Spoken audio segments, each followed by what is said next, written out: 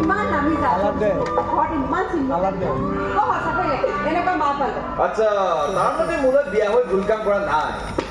মই বেয়া হ'লেও মোৰ মাটো ভাল তোমাক মই কেতিয়া বেয়া বুলি ক'লো মোৰ অতীতৰ কথা জানি ন তুমি একো প্ৰশ্ন নকৰাকৈ মোক বিয়া পাতিলা থেংকছ এই থেংকছ বোৰ কৈ থাকিলে ঘৰখনৰ মানুহবোৰক কোম্পানীৰ চাকৰি কৰি থকা যেন নালাগে চৰি চৰি হয় কি একোৱে নকওঁ যোৱা কিয় নক'ব কিয় ক'বতো লাগিবই তুমি মোক কিমান ভাল পোৱা তো চেছে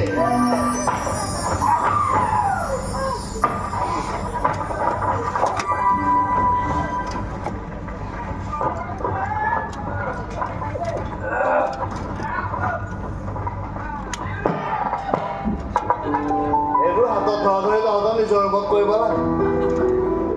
কোনে মইনে